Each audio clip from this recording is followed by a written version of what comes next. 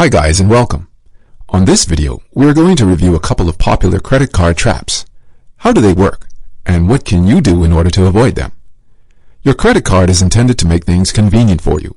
After all, how easy is it to pull out your card and swipe it to get whatever new thing you've been wanting? But that doesn't mean that it's as easy as you might think. At least, when the bills start to come due, it's not going to be. It's all about the fine print associated with your card and all those charges like late fees and more. When you make a couple of charges to your card every so often, it starts to add up, faster than you might think, and then you end up with a whole lot of debt. It's actually a lot like falling into some type of trap, because the little bits that you add up here and there sneak up on you. But if you're aware, you can usually find out more about the risks and even mitigate some of them for yourself. 1. Retroactive interest.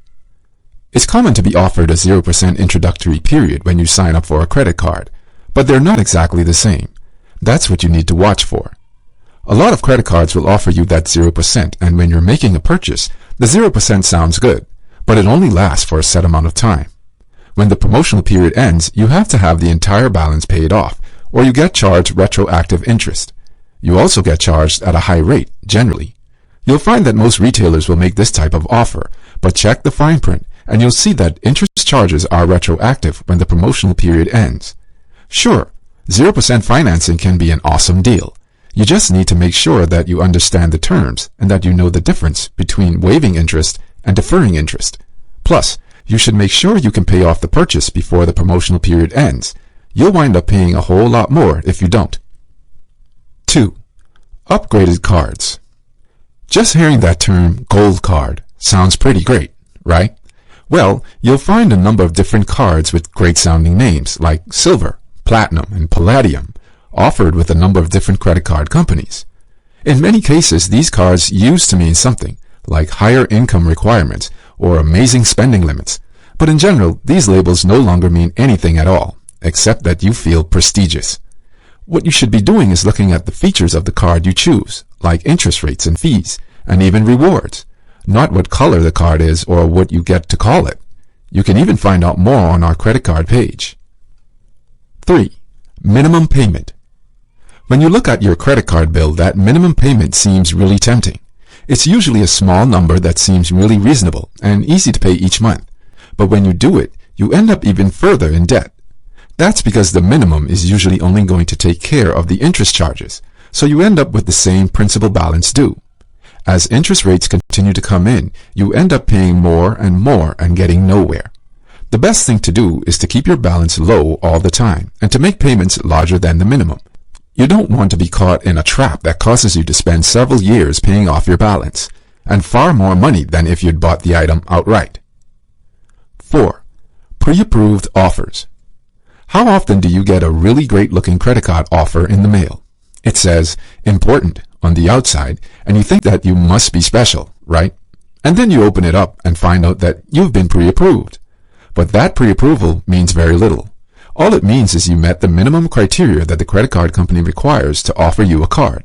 It doesn't mean you've actually gotten it yet, and you'll still have to fill out the application from scratch.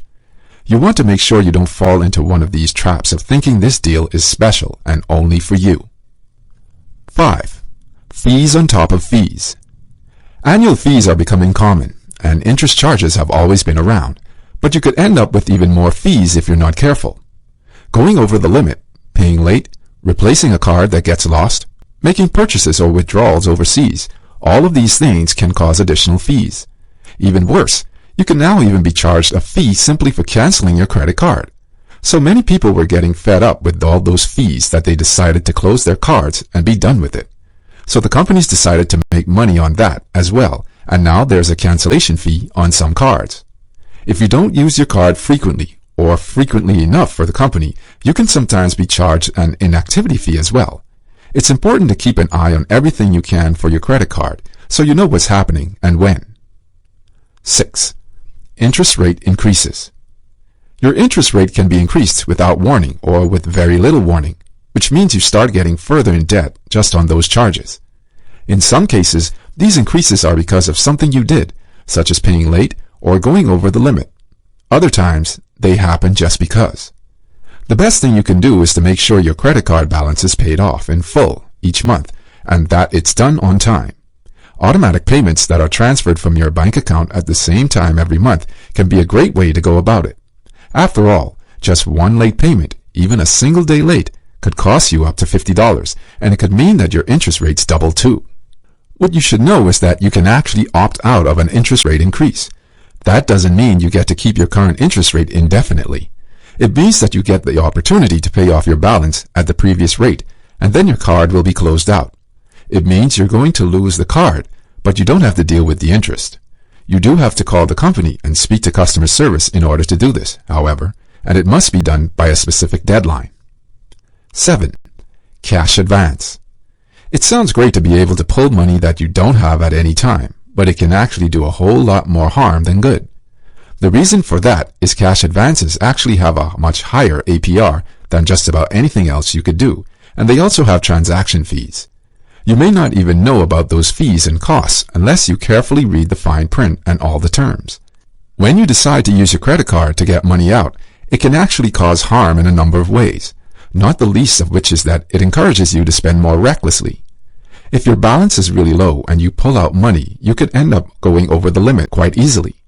The problem there is that you could have paid for the item more easily, and now you're going to pay extra fees and charges for going over your limit and a whole lot more. Is it worth it? 8. Fine print on your bonuses.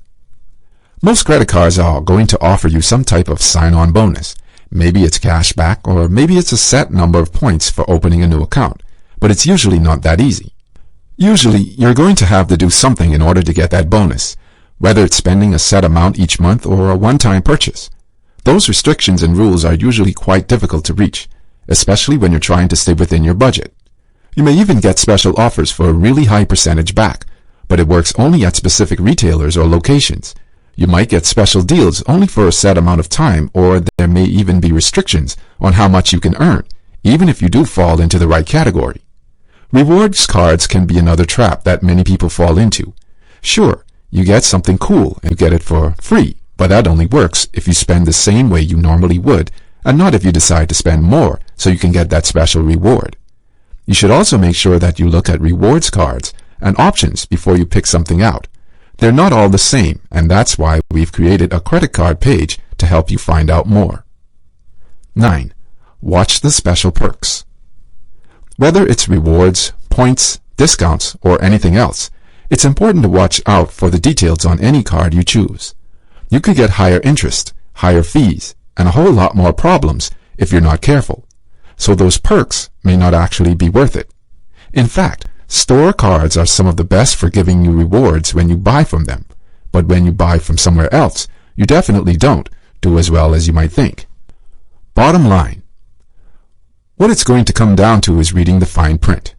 Credit card companies are required to make their agreements available online. You'll be able to find it if you look hard enough. Just because they have to post it doesn't mean they have to make it easy to find. It's usually under terms and conditions, or pricing and terms. This is what you want to look at to make sure you're getting a good deal. Once you get an application or you're given a pre-approval, you have to be told about the agreement, which means you should scan through the documents you're given to see if it's somewhere in that envelope. That's it for now. On our website, you can find more posts, as well as calculators and other financial tools. Do you know more credit card traps? We would love to know your thoughts, so feel free to share them with us in the comments below. I hope you enjoyed it, and don't forget to subscribe to our channel on YouTube to get more free financial educative videos.